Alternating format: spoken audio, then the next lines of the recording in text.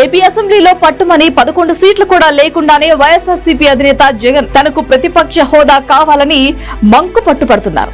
ఈ ధోరణి అన్ని వర్గాలను ఆశ్చర్యానికి గురి చేస్తోంది. గత 2019 ఎన్నికల వేళ 25 సీట్లు వచ్చిన టీడీపీని జగన్మోహన్ రెడ్డి ఏ రకంగా అవమానించారో అంతా గుర్తు చేస్తున్నారు. అలాంటిది ఈ రోజు కేవలం 11 సీట్లతో ఎలా ప్రతిపక్ష హోదా డిమాండ్ చేయడానికి జగన్ కు నోరు ఎలా వస్తుందోనని పలువురు ఎద్దేవా చేస్తున్నారు. ప్రతిపక్ష హోదా కోసం గగ్గోలు పెడుతున్న జగన్మోహన్ రెడ్డికి దిమ్మ తిరిగే కౌంటర్ ఏపీ ఆర్థిక మంత్రి పయ్యావుల కేశవ్ ఇచ్చారు. బుధవారం ఏపీ సచివాలయంలో పయ్యావుల విలేకరులతో మాట్లాడారు. ఎన్నికల ఫలితాల్లో జగన్ కు వచ్చిన సీట్ల కారణంగా ఆయన పార్టీకి ప్రతిపక్ష హోదా లేదని, అందుకే జగన్ ప్రతిపక్ష నేత కాలేరని తేల్చి చెప్పారు. జగన్ ప్రస్తుతం ప్రతిపక్షంలో ఉన్న పార్టీకి ఫ్లోర్ లీడర్ మాత్రమే అని స్పష్టం చేశారు. 50 ఏళ్ల ఉన్న నిబంధనల ప్రకారం జగన్ కు ప్రతిపక్ష నేత హోదా ఇచ్చే అవకాశం లేదని తేల్చి చెప్పేశారు.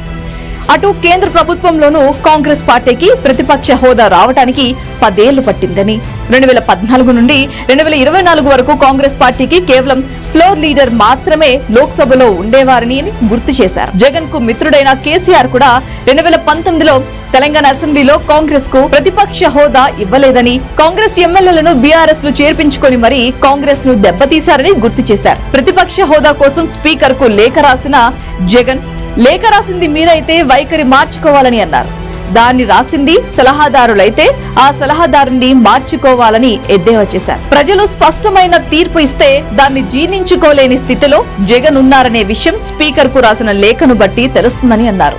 ప్రతిపక్ష నేత కావటం తన హక్కు అనే తరహాలో జగన్ లేఖ రాశారని, ప్రతిపక్ష హోదా కావాలంటే జగన్ కు మరో 10 ఏళ్ల సమయం పట్టొచ్చని ఎద్దేవా చేశారు. బహుశా 2029కి ట్రై చేసుకోవచ్చని అన్నారు. జీతాలు, పెన్షన్లు ఇచ్చే యాక్ట్ ప్రకారం ప్రతిపక్ష హోదా వస్తుందని, అసలు జగన్ కు ఏ పెద్ద మనిషి సలహా ఇచ్చారో అని పయ్యావుల గట్టి కౌంటర్ ఇచ్చారు. జగన్ అంతమంది సలహాదారులను పెట్టుకుని ఏం ప్రయోజనం అని, వారి సలహాలు తీసుకుంటే మునిగిపోతానని జగన్ గుర్తించాల్సిందని పయ్యావుల అన్నారు.